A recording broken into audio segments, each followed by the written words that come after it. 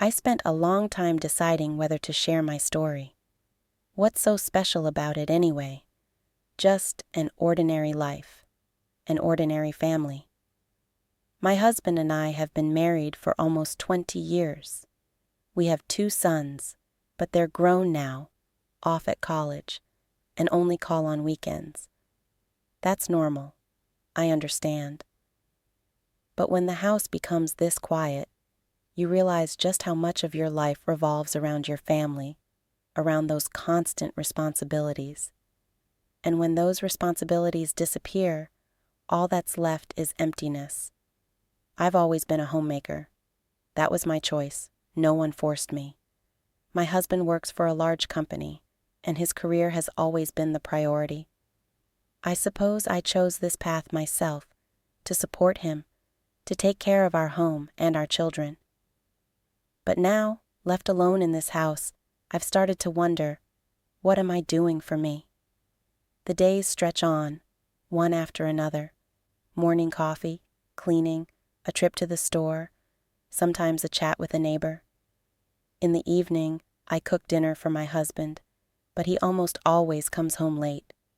Sometimes so late that I'm already asleep. We don't even talk anymore. It's not like we're fighting, more like we've forgotten how to be close. And then a new neighbor moved in next door. I remember that day like it was yesterday. I glanced out the window and saw a moving truck pull up. A man was unloading boxes, one after another, before finally pulling out a chair and sitting on the porch. He looked tired, but there was something calm about him. I'd even say confident. I noticed right away that he wasn't wearing a ring. Of course, I didn't go over to introduce myself immediately. Around here, we tend to keep to ourselves. But a few days later, we bumped into each other when I was getting the mail. He spoke first, asking how I liked living in the neighborhood. Naturally, I smiled and said something polite. But inside, I felt something shift. It had been so long since anyone had looked me in the eye like that. After that, I tried to avoid him. Not that he did anything wrong, but I knew it wasn't right. I didn't want to start anything. Still, no matter how hard I tried, we kept crossing paths, at the store, in the yard. He was always polite, always genuine. I found myself looking forward to those accidental encounters. I never imagined I'd end up in a situation like this. I thought I had everything under control. But one day, he asked me out for coffee. I said no. Later that evening, though, I caught myself wondering what it would have been like, what it would feel like to just sit down and talk with someone who really listened. From that point on, an internal battle began. On one hand, I knew it was wrong. On the other hand, it made me feel alive, brought color back into my days. My husband didn't notice a thing. He was still busy with work, and I was left alone with my thoughts. This internal conflict dragged on for weeks. The neighbor and I talked more often, but always in public, always where others could see. I tried to convince myself it didn't mean anything, but I couldn't shake the feeling that he understood me more than anyone else ever had. Then, the thing I feared most happened. He asked me to meet him at a cafe. I knew this wasn't just a friendly gesture anymore. This was crossing a line I'd always believed was clear. I told him I couldn't, but instead of feeling relieved, I felt hollow. That emptiness became my constant companion. I stopped sleeping, stopped finding joy in small things. It felt like I was losing myself. My husband didn't notice, or maybe he didn't want to, or maybe he just didn't care. I know this all sounds strange. Some might say, "It's your fault. You just need to talk to your husband." But if only it were that simple. After all these years, it's like there's a wall between us, and I have no idea how to break it down. After turning down the invitation, I thought that would be the end of it. I tried to focus on my usual tasks, cleaning, cooking, gardening. But the emptiness only grew stronger. It felt like I was losing something important every day, and it wasn't really about the neighbor, it was about me. My husband, as always, was busy. Sometimes he even stayed in the city overnight because it was more convenient for morning meetings. That used to bother me. Now I just accepted it as normal. The only person who reminded me that I was still alive was the neighbor. I didn't seek out these encounters, but they kept happening on their own. One day, I was working in the garden, trimming the bushes by the fence, when I heard him call out to me. I turned around. He was standing on his porch with a cup of coffee. He smiled and asked how I was doing. It was such a simple question, yet it stirred something inside me. No one had asked me that in a long time, not out of politeness, but genuinely. I replied that everything was fine, but he didn't seem in a hurry to leave. "You're always so busy," he said. "It's like you're running away from something." His words caught me off guard. I laughed to hide my discomfort and said I just liked keeping things in order. He smiled back. "Maybe you should take a break sometimes." I didn't know how to respond. We held each other's gaze for a few seconds before he said goodbye and went inside. I went back to my gardening, but his words lingered in my mind. Take a break. What if I was just afraid to stop and face the fact that everything around me was falling apart? The next day, I decided to visit the local cafe. It was a small act of rebellion against myself. Normally, I would just grab a coffee to go and rush back home. But this time, I sat down at a table by the window to watch the world go by. I wanted to feel like I was part of life again, but instead I felt like an outsider. And of course, as if on cue, he walked into the cafe. I don't know why I was surprised. It was his favorite spot. He went to the counter, ordered coffee, and then saw me. A faint smile crossed his face as he approached. "Are you here alone?" he asked. I nodded. "Mind if I join you?" I couldn't think of a reason to say no. He sat across from me and we started talking. It was an ordinary conversation about the weather, the neighborhood, how he was settling into his house, but I could tell he was truly listening to everything I said. That felt unusual. I had forgotten what it was like to be heard. I went home with mixed emotions. On one hand, I felt lighter, as if that conversation had given me some air to breathe. On the other hand, I knew I had crossed a line, even if only within myself. Over time, our conversations became more frequent. We never met in private. It was always outside, on the street, or at the cafe. But deep down, I knew this was becoming something more. This wasn't just friendliness or casual chats between neighbors. I was starting to care about him. One day, as we talked near his house, he said something that caught me completely off guard. "You know, I think you deserve more," he said. I froze. I didn't know how to respond. He looked at me and added, "Sometimes, it seems like you don't realize your own worth." Those words stirred a storm of emotions within me. Warmth, gratitude, and fear. I knew he was right. But what did that mean? That I needed to change my life? Leave my husband? The thought was too frightening to entertain. I tried to talk to my husband about it. One evening, after he came home from work, we were having dinner, and I said, "You know, I think we should spend more time together." He looked up from his phone, gave me a quick glance, and nodded. "Okay, I'll try." That was it. I felt foolish, like I was speaking into a void. He didn't even ask why I felt that way. At that moment, I realized our marriage had turned into a habit. We were living like roommates, not partners. A few days later, the neighbor offered to help me with the garden. At first, I wanted to say no, but then I thought, What harm could it do? He came over on a Saturday morning. We spent the day planting flowers, trimming branches. It was strange, working alongside someone who genuinely seemed happy to be there. At one point he said, "You take such good care of this house. It's obvious how much it means to you." I looked at him, and our eyes met.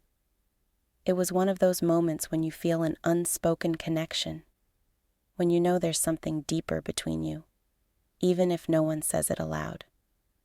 After he left, I sat on the porch for a long time, staring at the garden.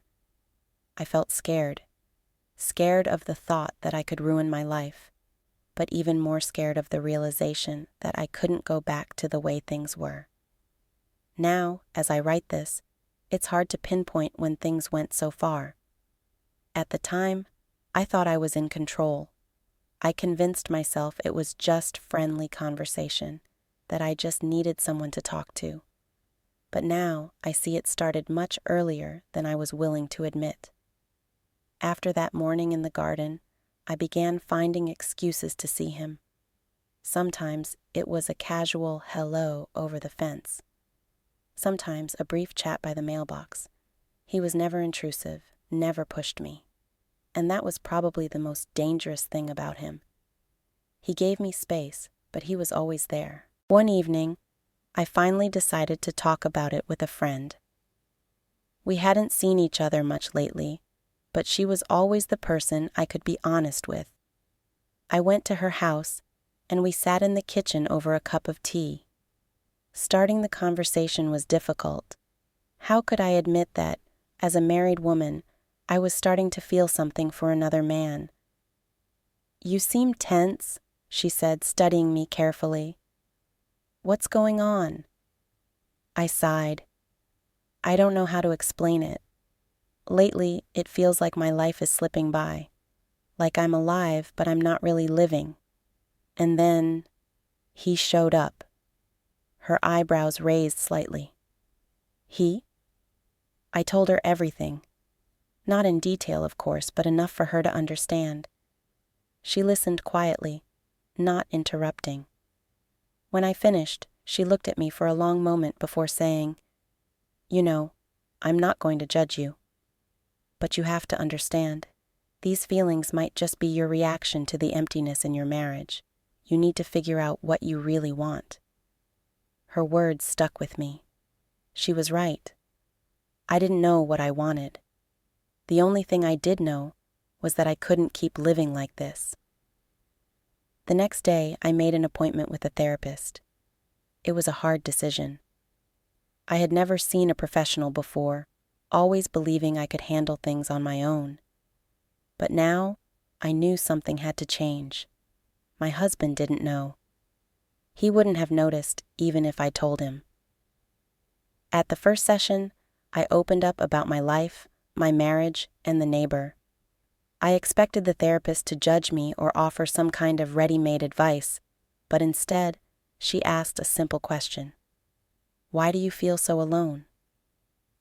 That question hit me deeply. It wasn't just about my husband or the fact that he was always busy. It was about me. I didn't feel valued. I had been living for others, not for myself.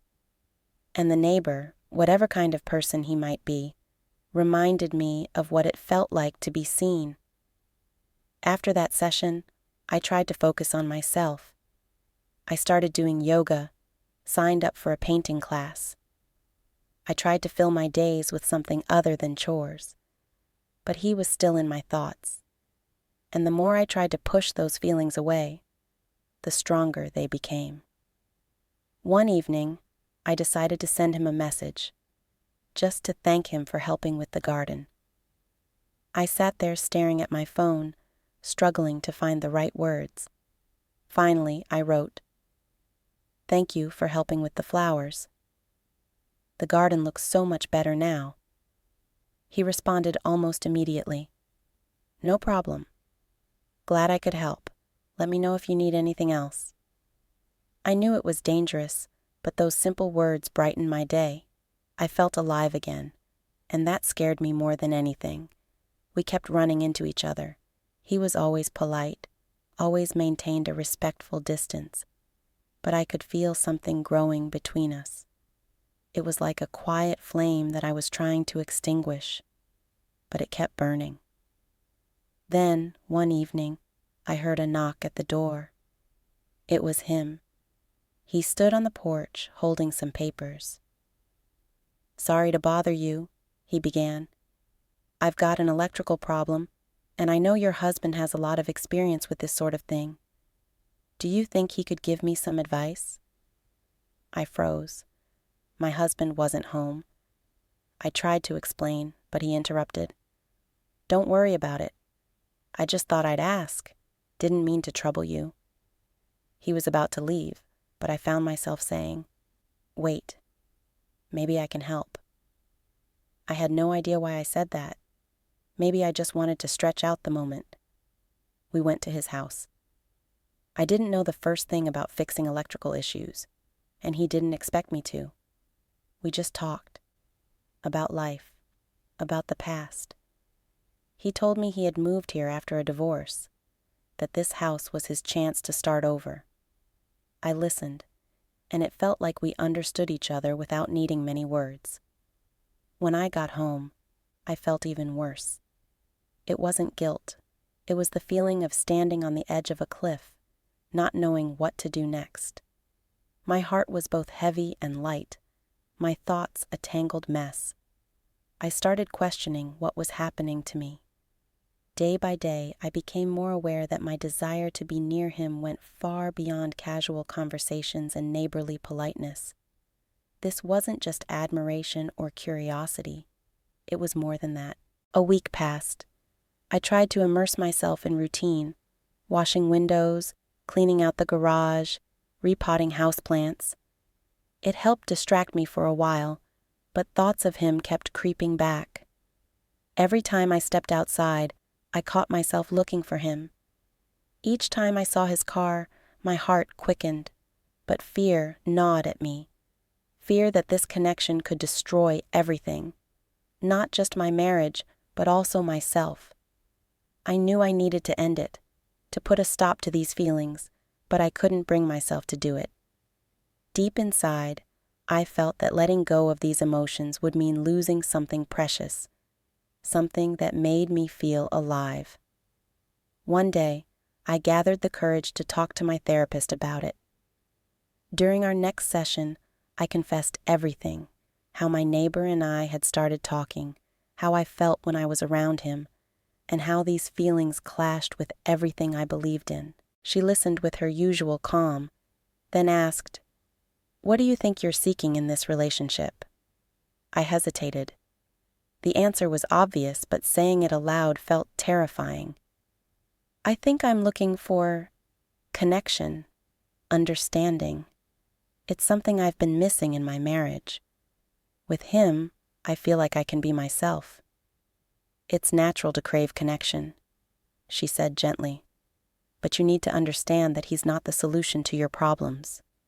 Only you can decide what you truly want." Her words stayed with me. She was right. I had been searching for salvation in another person instead of addressing the emptiness within myself. I resolved to distance myself from him.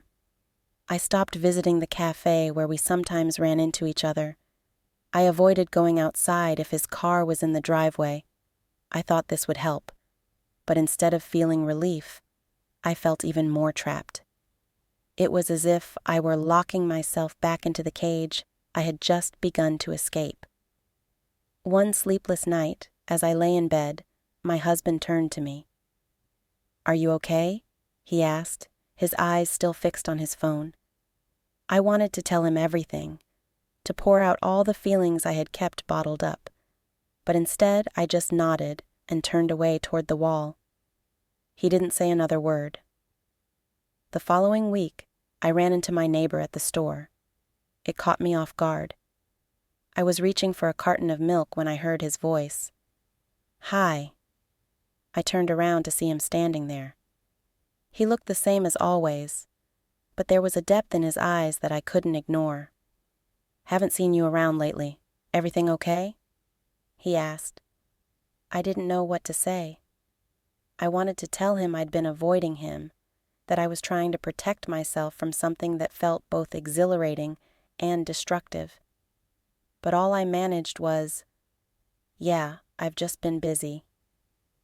He nodded, though I could tell he didn't believe me.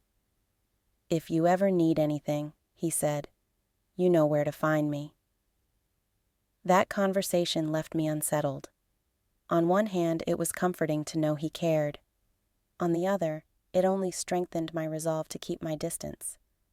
I knew I needed to, but something inside me rebelled against the idea. That evening, I tried once more to talk to my husband. We were having dinner, and I asked about his day. He gave a one-word answer, as usual. So I decided to be direct. "Have you noticed that we barely talk anymore?" He looked up, surprised. "What do you mean? We talk." "No," I said. "We exchange words, but we don't really talk. You don't even ask how I'm feeling." He fell silent, then shrugged. "I thought you were fine. You never said anything was wrong." Something inside me broke. He didn't even try to understand. Or maybe he just didn't care. I wasn't sure which was worse. The next day, my neighbor approached me again. This time, I was in the yard, raking leaves. He offered to help, and I couldn't bring myself to refuse. We worked side by side in silence, but it was a comfortable silence. When we finished, he said, "You put so much effort into everything. It's obvious you care deeply about your home and your life, but you don't seem happy. That's not right." His words hit me like a thunderclap. He was right, and hearing it from him made it all the more painful. I didn't respond. I just thanked him for his help and went inside. After that day, his words lingered. They didn't fade. They settled in my mind like a weight I couldn't shake. I kept replaying them, over and over. Why had he noticed what my husband hadn't seen in all these years? I started avoiding my husband without meaning to. When he came home, I found excuses to be in another room. If he asked what was wrong, I told him I was tired or busy. He didn't push, and I couldn't decide if that made it better or worse. One evening, I even invented a reason to go to the supermarket, even though there was nothing urgent on the shopping list. I just needed to leave the house, just to not be near him. I sat in my car in the parking lot, unable to step into the store, and felt tears running down my cheeks. I didn't know why I was crying. It wasn't just anger or disappointment. It was a sense of loss that I couldn't put into words. That night, I sent my neighbor a message. It was short, pointless, just, "Hi, how are you?" I knew I shouldn't have done it, but I needed to get my feelings out.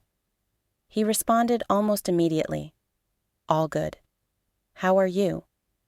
And those simple words, that short response, felt so important to me, as though someone had noticed that I existed for the first time in a long time. We exchanged messages late into the night, talking about small things, the weather, the books he liked, how he was decorating his home. These were the most ordinary conversations, but they made me feel alive. A few days later, he suggested meeting up. It was an innocent suggestion. "Let's grab a coffee." But I knew what it implied, and I knew that if I agreed, I would be crossing a line from which there would be no return. I didn't answer him right away. I sat in the kitchen with my phone in my hand, trying to decide. My head told me I should say no, that it was wrong. But my heart told me something else entirely. It told me that I deserved to be happy, even if just for a moment. I ended up saying yes. We met at a small cafe outside our neighborhood. I chose the location deliberately, a place where no one knew us. When I walked in, he was already waiting at a table by the window. When he saw me, he smiled, and I felt all of my doubts disappear. We talked for hours. I told him about my life, about how I felt forgotten, as if I were living for others instead of myself. He listened, didn't interrupt, didn't offer advice. He just listened. And it was so rare, so valuable. When the cafe began to close, he offered to walk me to my car. We stepped outside, and the air felt tense, as though we both knew that this moment would change something. I stopped at my car, looked at him, and said, "Thank you for listening to me." He nodded, then unexpectedly stepped closer. "You deserve more," he said quietly. My heart froze, but instead of responding, I simply got into the car and drove away. That meeting was a turning point. I could no longer deny how I felt, but I also understood that these feelings wouldn't solve my problems. They would only complicate everything further. I began to feel as though I were standing on the edge, and every step I took could destroy everything I had built over the years. That night, I couldn't sleep again. I watched my husband sleeping peacefully beside me, his quiet snoring filling the dark, and thought about how we had come to this point. We had been young, in love, building plans, raising children, and now we simply lived under the same roof, like neighbors.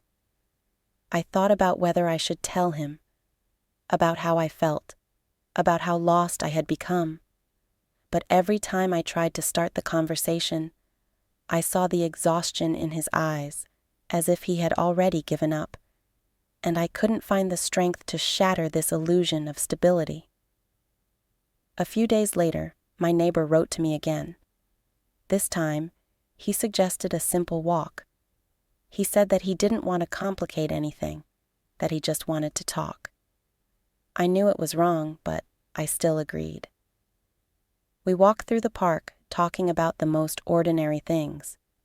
But at one point, he suddenly stopped, looked at me, and said, "You deserve to be happy. You know that, right?" I couldn't answer. Those words lingered in my mind. I understood that he was right. But what did it mean? Did it mean I should leave my husband? Did it mean I should start a new life? I didn't know if I was ready for that. One evening, when my husband was at work, I sat in the kitchen with a glass of wine, staring into nothingness. A battle was raging inside me. One part of me screamed that all of this was wrong, that I was playing with fire. The other whispered that I deserved more than the life I was living. My thoughts were interrupted by a knock at the door. It was him. I hadn't expected to see him, and my heart stopped. He stood on the doorstep with an apologetic look. "I'm sorry for coming by without warning," he said. "I just wanted to check in and see if you're okay. You looked upset the last time." I tried to smile, but it didn't come. "I'm fine. Just a little tired." He nodded, but didn't leave. "Can I come in?" "Just for a minute. I won't keep you." I knew I should say no, but instead I stepped aside, letting him into the house. We sat at the kitchen table.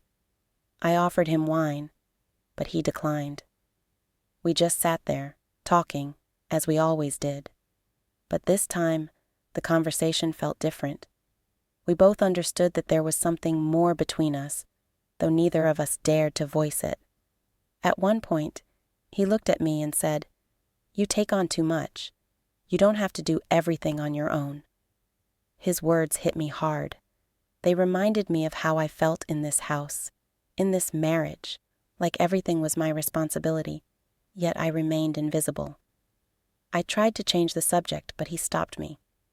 "Sorry if I'm intruding into your life. I just think you deserve to be happy, and I want you to know that."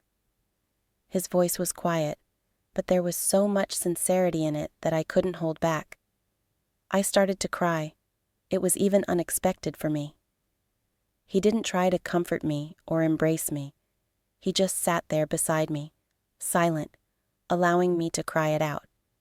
When I finally managed to calm myself, he said quietly, If you ever want to talk, I'm here." After that, he left, leaving me alone. That night was one of the hardest in my life. I realized that I couldn't live this way anymore, but I didn't know what to do. Divorce? A new chapter in life? Or an attempt to salvage what was left of my marriage? Each option seemed impossible. The next day, I went back to my therapist. I told her everything, even about him coming to my house. I expected her to judge me, but instead, she asked, "What do you want?" Not from your husband, not from your neighbor, but for yourself. What do you want? The question took me by surprise. I didn't know the answer. All I knew was that I couldn't keep living this way. But how could I change it? Where would I start? The next evening, I decided to talk to my husband. When he came home from work, I said, "We need to talk." He looked surprised, but sat down across the table from me. "I feel like we're losing each other," I began. "I feel lonely, and I don't think that's okay." He looked at me for a long time before replying, "I know that we've grown distant, but I didn't know it was this hard for you." Those words stirred something in me. On one hand, I was glad that he had at least acknowledged it. On the other, I wanted to ask, why hadn't he noticed it sooner? We talked for nearly an hour. It was the first time in many years that we really communicated. I wasn't sure it would change anything, but it was a beginning. A small step toward trying to figure out what came next. After that conversation with my husband, I felt a small sense of relief.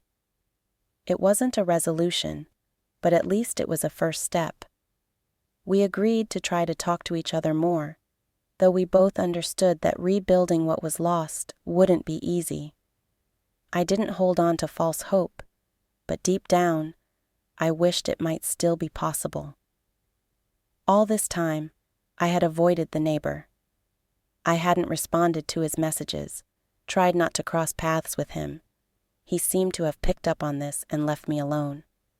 I knew it was better this way, but the emptiness only grew. I missed his attention, his presence, his support. Now that it was gone, I felt even more lost. One day, I saw him outside in the yard.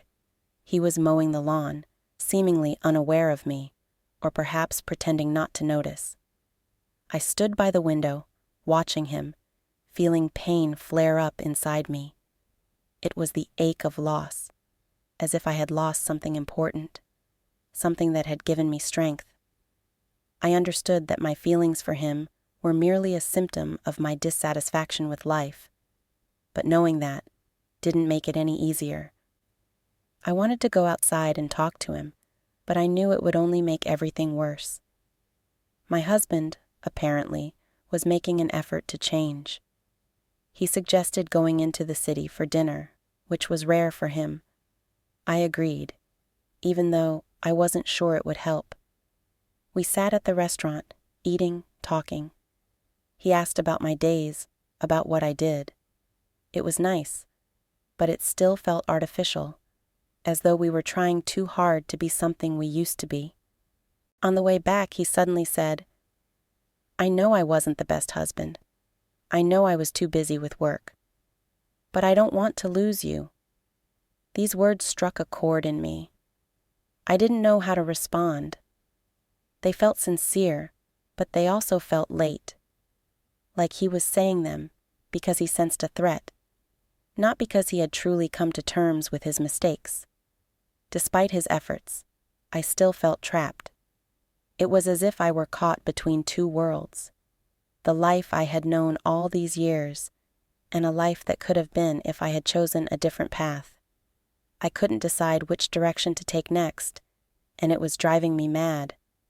A couple of weeks later, I ran into the neighbor again. This time it was by the mailboxes. I couldn't just walk past him, so I stopped and greeted him. He smiled, but his gaze seemed tired. "You've disappeared," he said. "Is everything okay?" I nodded. "Yes, just a lot going on.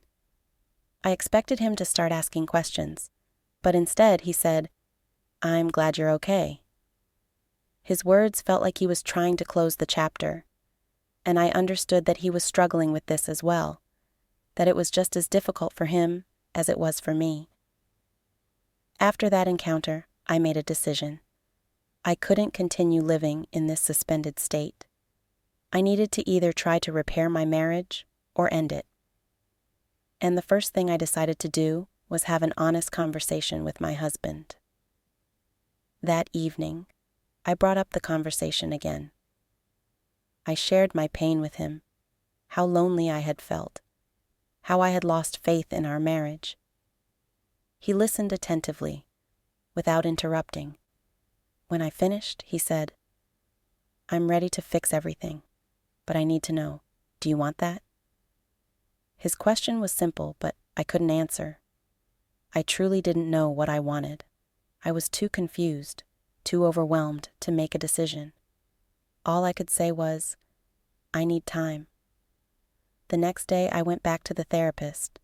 I told her everything, how the situation had unfolded, my conversations with my husband, and my feelings toward the neighbor. She asked, "What's keeping you in the marriage?" That question caught me off guard. Did I love my husband? Or was I just afraid of change? Did I feel I could be happy with him? Or was I afraid to destroy everything we had built together? The neighbor hadn't tried to contact me again. He had maintained his distance, and this only intensified my feelings of guilt.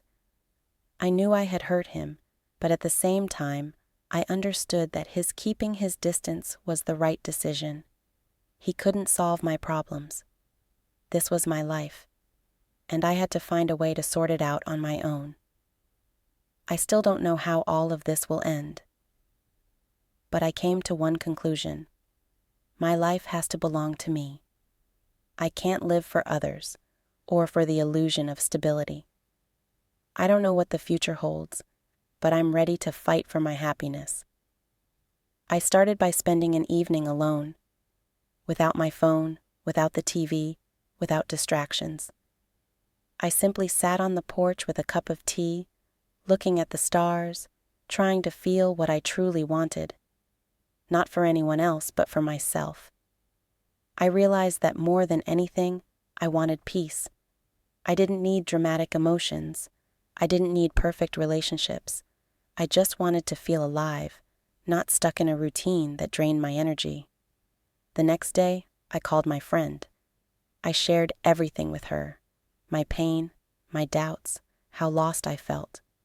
She listened, as always, with patience and understanding.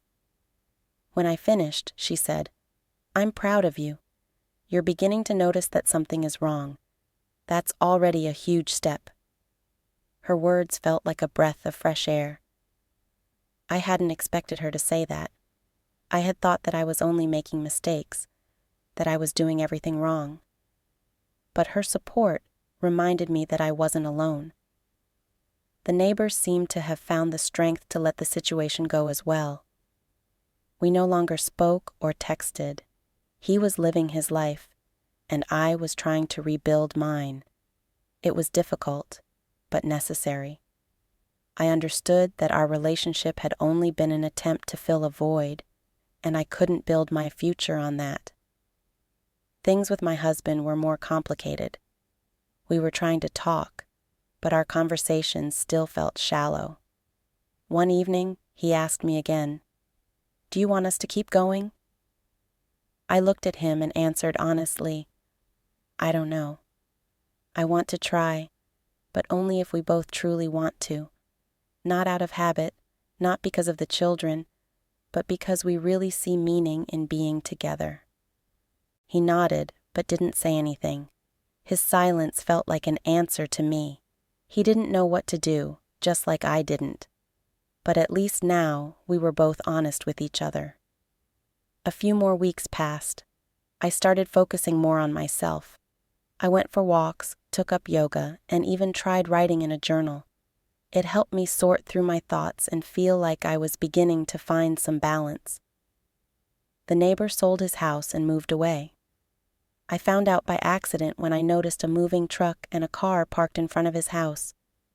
I didn't go out to say goodbye. It would have felt wrong.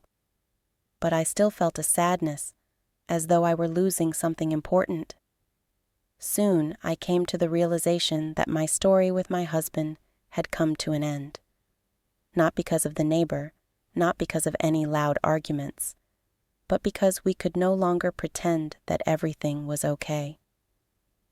We divorced quietly, without any drama, like two adults who understand that their paths have diverged. Now I live alone. It isn't easy, but it's my choice. I no longer feel trapped. I'm learning how to be myself again, how to build my life from scratch. Sometimes it's frightening. Sometimes it's inspiring. But the important thing is that now, this is my choice.